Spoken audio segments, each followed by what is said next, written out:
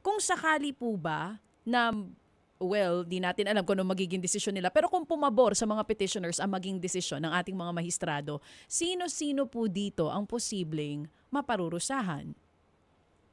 Kung Well, meron man. ang ang kaso namin ay yung sa issue ng program funds at Mm. PhilHealth, no? Mm. Ang parusa is of course going to be a separate case, criminal case or civil cases na ipafile. Mm. So I don't know kung may parusa ang Korte Suprema na igagawad. Normally, wala yan, Ted, kasi it's a criminal case eh. So Yes. iba ang kaso. This is a civil case for certiorari. So ang parusa, the court can recommend actions, of course. Yun ang pangatlong hinihingi ng bayan muna kasi sabi namin, mag-issue ang court ng parameters para yung sinong lumampas doon, yung klaro na may parusa siya. But dito, ang ano talaga dyan, ito nga sinabi ko kahapon, alam nyo, sabi ko sa Korte Suprema, gawa-gawa ng ilan tayong lahat ang apektado eh. Dapat hindi na maulit ito eh. Kasi ngayon tayong nalagay sa pader dahil nagastos na namin. Parang ganun ba? So dapat walang dito, walang sasantuhin dito sa kasong to. At kung ano man yung anomalya na nangyari, dapat may karampatang kaso sa korte yon. Okay. And well, siguro, sabi nga ninyo, no, nabanggit mo kanina, accountability rin ang pinag-uusapan natin dito eh. Kung we look forward nga no, na paborable ang magiging desisyon ng ating mga maestrado dito sa inyong petisyon, ibang usapan yung pagpapanagot sa mga may gawa nito, di ba? Yes. Okay, sige. The separate criminal case. Yes, okay. Kasi ito lang Ted, masingit ko lang, Ted, Kaya ka-frustrated kami sa bayan muna. Kaya ang corruption is one major issue sa eleksyong ito eh. Kasi nanalo kami sa sa pork barrel noong 2013. Tapos pagkatapos niyan may mga kinasuhan. Parang wala akong alam na.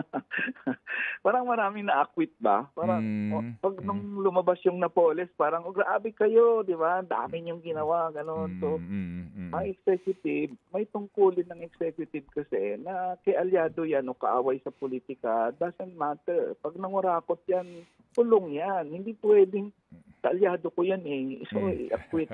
Kasi parang, I don't know, kung i-trace mo siguro yung Napoles, ilan ba doon na nakulong talaga? Sa napakaraming may kaso. Napoles, of course, nakulong. Pero yung mga legislators ba na involved, so frustrating lang yan kasi madaling sabihin minsan na dapat kasuhan. Pero nasa kamay ng executive kasi yun eh.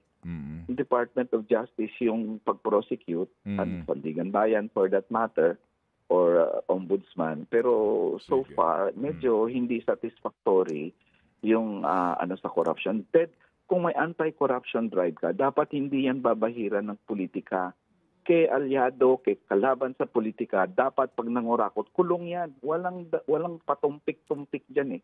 And that's the problem now with the second phase of this issue, which is sino ba ang mananagot dito? Yan ang kailangan pang trabahuin nating lahat. Okay. Sige. Ito ba anong tawag dyan? Misappropriation ng pera ng PhilHealth? At the very least, Ted, pag i-file na yan, pag i-file na yung kaso, una muna, simulan natin sa pinakamalakas. May corruption na nangyayari, di ba? So that's the first. O di kasuhan sa anti-graft laws. Pag technical malversation, special purpose yan, ginastos nyo sa kung ano-ano, technical malversation is another one, di ba? Tapos pangatlo, yung failure to account. Pag hindi ma-account yung mga pondo na yan, kasi alam mo, tuda ako kung ma-account yung at least yung 431 billion na total ng program funds. So that's another graft case.